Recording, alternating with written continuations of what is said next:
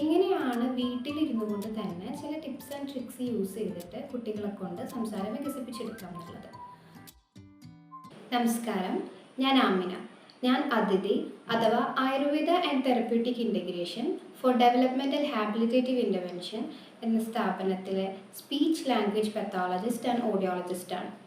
അപ്പോൾ ഇന്ന് ഞാനിവിടെ പറയാൻ പോകുന്നത് പല പാരൻസും പരിശോധനയ്ക്ക് വരുന്ന ടൈമിൽ ചോദിക്കാറുള്ളൊരു കാര്യമാണ്, എങ്ങനെയാണ് വീട്ടിലിരുന്നു കൊണ്ട് തന്നെ ചില ടിപ്സ് ആൻഡ് ട്രിക്സ് യൂസ് ചെയ്തിട്ട് കുട്ടികളെ കൊണ്ട് സംസാരം വികസിപ്പിച്ചെടുക്കാം എന്നുള്ളത്.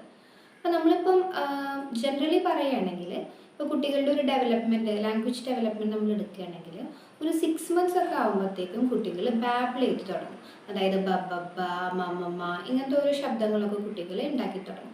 അത് കഴിഞ്ഞ് ഏകദേശം 1 വയസ്സൊക്കെ ആവുന്ന ഒരു പ്രായമാകുമ്പോഴത്തേക്കും കറക്റ്റായിട്ട് അച്ഛനമ്മമാരുടെ മുഖത്ത് നോക്കിയിട്ട് അച്ഛ അമ്മ എന്ന് വേർതിരിച്ചിട്ടൊക്കെ പറയാനുള്ള ഒരു കഴിവ് കുട്ടികളിൽ വന്നു തുടങ്ങും. ഇനി ഏകദേശം 2 വയസ്സൊക്കെ ആവുന്ന ഒരു പ്രായം എടുക്കുകയാണെങ്കിൽ 2 to 3 വാക്കുകളൊക്കെ യൂസ് ചെയ്തിട്ട് കുട്ടികൾക്ക് ഒരു സെൻറ്റൻസ് ഫോർമേഷനൊക്കെ പോസിബിളാണ്. ഉദാഹരണം നമ്മൾ പറയുകയാണെങ്കിൽ അച്ഛ വെള്ളം വേണം, അമ്മ ആപ്പിൾ വേണം. അപ്പം അങ്ങനെയുള്ള 2-3 വാക്കുകളൊക്കെ യൂസ് ചെയ്തിട്ട് അവനവൻ്റെ ഫങ്ഷണൽ നീഡ്സ്, ഡെയിലി ഉള്ള ഫങ്ഷണൽ നീഡ്സ് കുട്ടിക്ക് ചെയ്യാൻ പറ്റും. അപ്പം ഇതാണ് നമ്മളിപ്പോൾ ഒരു ബേസിക് ആയിട്ടുള്ളൊരു ലാംഗ്വേജ് ഡെവലപ്മെൻറ്റ് എടുക്കുകയാണെങ്കിൽ നമുക്ക് പറയാൻ പറ്റുന്നത്. അപ്പം ഇനി നമുക്ക് എങ്ങനെയാണ് വീട്ടിലിരുന്നു കൊണ്ട് ഈ ഒരു ലാംഗ്വേജ് ഡെവലപ്മെൻറ്റിനെ എൻഹാൻസ് ചെയ്യുന്ന രീതിയിലുള്ള കാര്യങ്ങൾ ചെയ്യാമെന്നാണ് അടുത്തത് പറയുന്നത്. അപ്പോൾ ഇതിലെന്ന് പറയുന്നത് പല ട്രിക്സ് ആൻഡ് ടിപ്സ് നമുക്ക് യൂസ് ചെയ്യാം. അതിൽ മെയിനായിട്ട് ഒന്നാമത്തെ കാര്യം എന്ന് പറയുന്നത് സംസാരിക്കുക. അതായത് കുട്ടികളായിട്ട് മാക്സിമം സംസാരിക്കുന്നതിനനുസരിച്ചിട്ടിരിക്കും അവരുടെ ഒരു ഔട്ട്പുട്ട് എന്ന് പറയുന്നത്. അപ്പോൾ നമുക്ക് ഈ ഒരു ലാംഗ്വേജ് ഡിലേ ആയിട്ട് പല കേസസും വരുന്ന ടൈമിൽ ഇപ്പോൾ അവരോട് ചോദിക്കുമ്പോൾ ചില കുട്ടികൾക്ക് ലാംഗ്വേജ് ഡിലേയുടെ ഒരു കാരണം എന്ന് പറയുന്നത് ഒരു പക്ഷേ വീട്ടിൽ നിന്ന് കറക്റ്റായിട്ടുള്ളൊരു എക്സ്പോഷറോ അല്ലെങ്കിൽ സ്ക്രീൻ ടൈം കൂടിയത് കൊണ്ടോ ആവാം. ഇനി അഥവാ വേറെയുള്ള കുറച്ച് കണ്ടീഷൻസ് നമുക്കറിയാം. ഇപ്പോൾ കുറച്ചൊരു ന്യൂറോ ഡൈവേർജൻ്റ് ആയിട്ടുള്ള കണ്ടീഷൻസ്, ഇപ്പം ADHD, ഓട്ടിസം, സെറിബ്രൽ പാൽസി തുടങ്ങിയിട്ടുള്ള കണ്ടീഷൻസ് ആണെങ്കിൽ അങ്ങനെയുള്ള കണ്ടീഷൻസിൽ അവർക്ക് അല്പം സംസാരം പുറകിലായിരിക്കും. അപ്പോൾ ഈ ഒരു 2 കണ്ടീഷൻസ് വരികയാണെങ്കിലും ഈ അത്യാവശ്യം നമ്മൾ കുട്ടികളായിട്ട് ഇടപഴകി അവരായിട്ട് സംസാരിച്ച് തുടങ്ങുമ്പോഴത്തേക്കും നമുക്ക് നല്ല രീതിയിൽ തന്നെ ഔട്ട്പുട്ടായിട്ട് സംസാരം വികസിപ്പിച്ചെടുക്കാൻ നമുക്ക് പറ്റും. ഈ സംസാരിക്കണേന് പല രീതിയിലായിട്ട് നമ്മൾ സംസാരിക്കണം. അപ്പോൾ നമുക്കറിയാം, നമ്മൾ വലിയ ആളുകളോട് സംസാരിക്കുന്ന ഒരു രീതിയിലായിരിക്കില്ല കുട്ടികളോട് സംസാരിക്കുക. കുട്ടികളോട് സംസാരിക്കുന്നത് അതിനായിട്ടുള്ളൊരു രീതിയിലാണ് നമ്മൾ സംസാരിക്കുക. ഉദാഹരണത്തിന് ഇപ്പോൾ മോനു നോക്കൂ, ഈ ആപ്പിൾ വേണോ, അങ്ങനെ കുറച്ചും കൂടി കുട്ടികൾക്കൊക്കെ ഇൻട്രസ്റ്റിംഗ് ആയിട്ടുള്ള രീതിയിലാണ് നമ്മൾ സംസാരിക്കുക. അത് നമ്മൾ മദറീസ് എന്നാണ് പറയുക.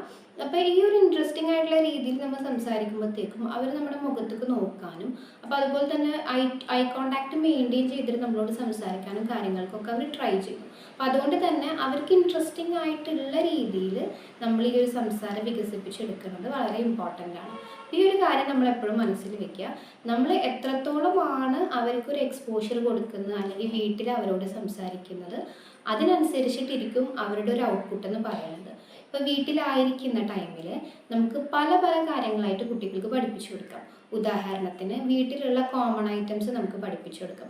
ഇപ്പോൾ ബോള്, സ്പൂണ്, പ്ലേറ്റ്, ഷൂസ്, ഇപ്പം ഇങ്ങനത്തെ സാധനങ്ങളൊക്കെ ഉണ്ടെങ്കിൽ അത് എടുത്തുകൊണ്ട് വന്നേ, അല്ലെങ്കിൽ ഇതിൽ നിന്ന് ഷൂ ഏതാണെന്ന് എടുത്തത്. അപ്പം അങ്ങനെയൊക്കെ പറയുന്നതിനോടൊപ്പം ആ ഒരു സാധനം എന്താണെന്നും അതുപോലെ തന്നെ ആ ഒരു സാധനം മറ്റുള്ള ഒബ്ജക്ട്സിൽ നിന്ന് ഡിഫറൻഷ്യേറ്റ് ചെയ്തിട്ട് എടുത്തു തരാനും വേണ്ടിയിട്ട് കുട്ടികൾക്ക് പോസിബിളാണ്. അപ്പം ഇങ്ങനെയായിട്ട് നമ്മൾ സംസാരിപ്പിച്ചെടുത്തിട്ട് ആ ഒരു ലാംഗ്വേജ് ഡെവലപ്മെൻറ്റ് പതുക്കെ നർച്ചർ ചെയ്ത് കൊണ്ടുവരികയാണ് വേണ്ടത്. ഇനി അടുത്തൊരു പോയിന്റ് നമ്മൾ പറയുകയാണെങ്കിൽ നമുക്കറിയാം, ഇപ്പോൾ ഈ ഒരു കോവിഡിൻ്റെ ഒക്കെ ഒരു കാലഘട്ടം തുടങ്ങിയത് മുതൽ പല കുട്ടികളും സംസാരം പുറകിലായി എന്ന് ഇവിടെ വന്നിട്ട് ഇപ്പം പാരൻസ് പറയുമ്പോൾ അവരുടെ ഒരു ഹിസ്റ്ററി എടുക്കുകയാണെങ്കിൽ നമ്മൾ എപ്പോഴും കാണുന്നതാണ് സ്ക്രീൻ ടൈം.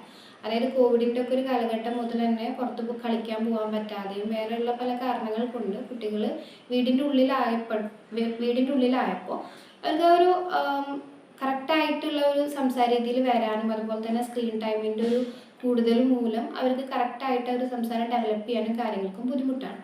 അപ്പോൾ അതുകൊണ്ട് തന്നെ അത് മാക്സിമം കുറക്കാൻ വേണ്ടിയിട്ട് നമ്മൾ വീട്ടിൽ ട്രൈ ചെയ്യുക.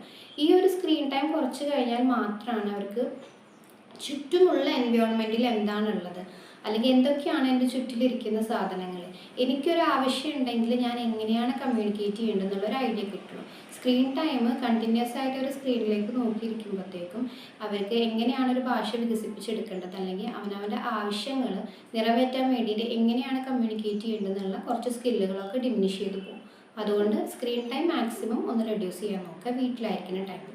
അപ്പോൾ മൂന്നാമത്തെ ഒരു ടെക്നിക്ക് പറയുകയാണെങ്കിൽ നമുക്ക് വീട്ടിൽ പറയാം മിററുണ്ട് മിക്കുള്ളവരുടെ വീട്ടിൽ.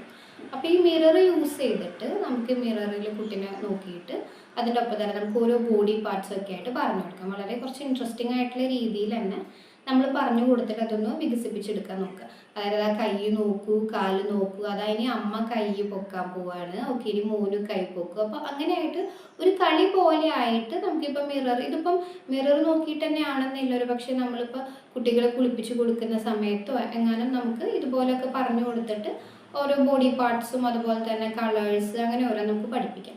അപ്പോൾ എപ്പോഴും നമ്മൾ ശ്രദ്ധിക്കേണ്ട ഒരു കാര്യം എന്താണെന്ന് വെച്ചിട്ടുണ്ടെങ്കിൽ നമ്മൾ എന്തൊരു ഐറ്റം പഠിപ്പിക്കുമ്പോഴും നമ്മളിപ്പോൾ ഈ ഒരു 5 വയസ്സിൻ്റെ ഇടയിലൊക്കെ ആയിട്ട് നമ്മൾ എടുക്കുമ്പോൾ ഒരു ബുക്കിൻ്റെ ഉള്ളിൽ നോക്കിയിട്ട് ഓരോ ചിത്രങ്ങളായിട്ട് പഠിപ്പിക്കുന്നതിലുപരി എപ്പോഴും ഒരു റിയൽ ഒബ്ജക്റ്റൊക്കെ വെച്ച് പഠിപ്പിക്കുന്നതായിരിക്കും നല്ലത്. നമ്മളിപ്പോൾ ബുക്കിൽ നോക്കിയിട്ട് അതാ ആപ്പിൾ നോക്കൂ അല്ലെങ്കിൽ ഇപ്പോൾ ഓറഞ്ച് നോക്കൂ എന്ന് പഠിപ്പിക്കണേക്കാൾ ഏറ്റവും നല്ലത് ഈ റിയൽ ആയിട്ടുള്ള ആപ്പിൾ ഓറഞ്ച് കാണിച്ചു കൊടുത്തിട്ട് അത് കുട്ടീനെ കൊണ്ട് ടച്ച് ചെയ്യിപ്പിച്ച് അത് ഫീൽ ചെയ്യിപ്പിച്ച് എങ്ങനെയാണ് അതിൻ്റെ കോൺഫിഗറേഷൻ, എന്താണ് അതിൻ്റെ കളർ എന്നൊക്കെ മനസ്സിലാക്കി പഠിക്കേണ്ടതായിരിക്കും. ഏറ്റവും ബെറ്റർ ഈ ഒരു രീതിയിലാണ്.